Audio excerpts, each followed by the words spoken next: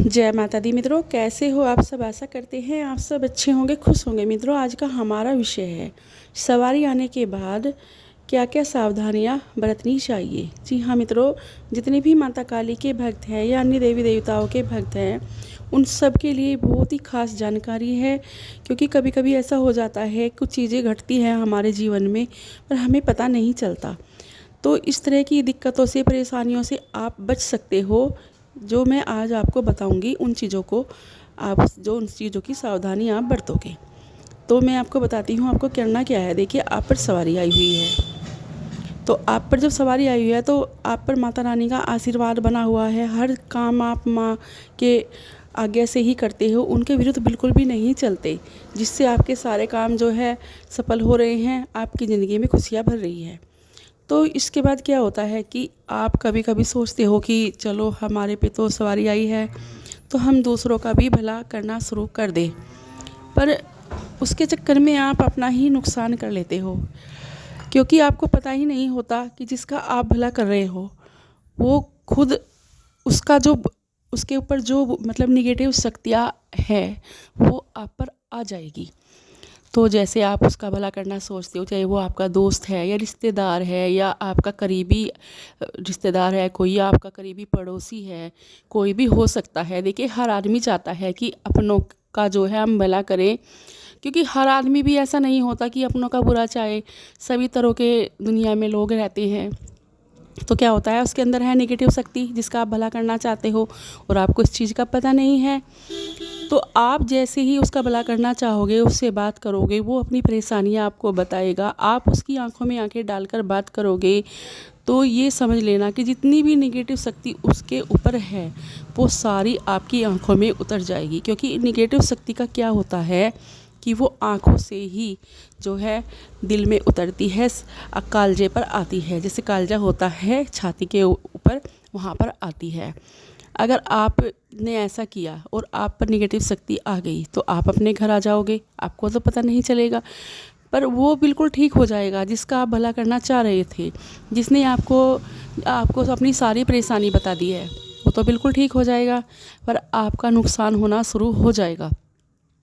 क्योंकि नेगेटिव शक्तियाँ बहुत पावरफुल होती हैं, उनको छोटी मोटी मत मानिए।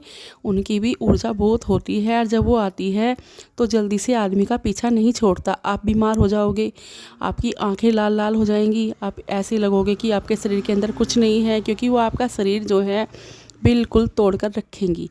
आपको आलकसी बना देंगी, आपको पूजा पाठ नहीं करने देंगी, जिससे कि आप पे जो सवारी आई है वो भी आपका शरीर छोड़ सकती है।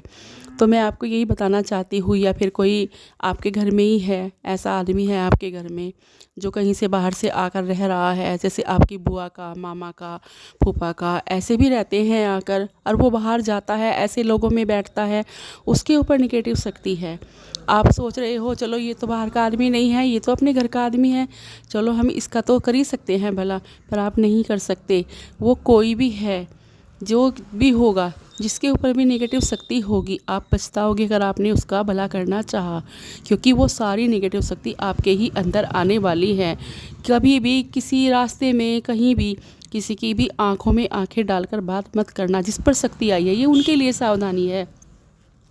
आंखों में आंखें अगर आपने डालकर बात की या आपने उससे हाथ मिलाया, तो ये समझ लेना कि आपका जो है नुकसान होना शुरू हो जाएगा, अच्छा कुछ भी नहीं होगा।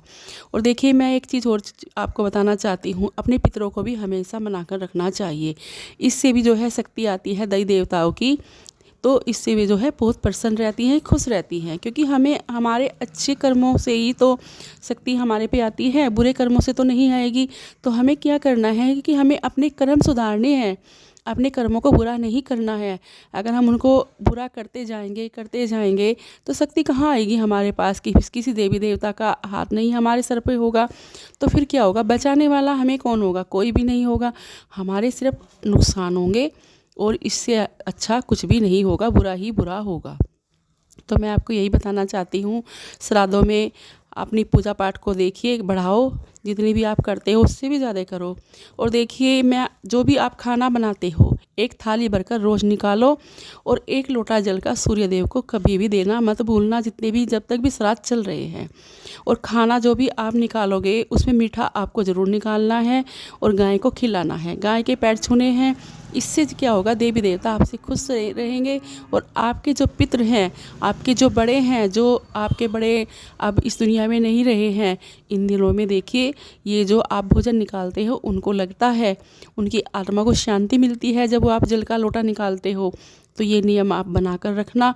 और एक सरसों के तेल का दिया आपको रोज़ अपने मेन गेट पर जलाना है, ये कभी भी मत भूलना। क्योंकि इससे क्या होता है कि निगेटिव आदमी भी अगर आपके घर में प्रवेश करना चाहेगा तो वो जो सरसों के तेल का दिया आप जलाओगे, वो जो है निगेटिव शक्तियों को आपके घर के अंदर नहीं आने देगा। वो बाहरी बाहर घूमेंगी, आसपास घूमेंगी आपके घर के, पर अंदर नहीं आएगी। इन चीज़ों की सावधानी शक्ति वाले को, सवारी वाले को ज़रूर बरतनी चाहिए। झूठ नहीं बोलना चाहिए और किसी से के साथ में कोई ठगी नहीं मारनी चाहिए। आजकल लोग ठगी बहुत मार रहे हैं पैसे वाला बनने के चक्कर में, पर उन्हें नहीं पता कि इसका अंजाम बहुत बुरा होने वाला है। एक बार आता है और जाता 100 बार है, और जाता रहता है, शरीर तक चला जाता है अपना। तो इसलिए मैं आपको बताना चाहती हूँ, जिन पर सवारी आ रही है वो सावधानी ज़रूर बरतें। तो मित्रों, अब मैं आपसे विदा लेती हूँ और मिलती हूँ एक नई जानकारी के साथ। आशा करती हूँ आपको मेरी वीडियो पसंद आई होगी। जय माँ काली, जय माँ दुर्गे।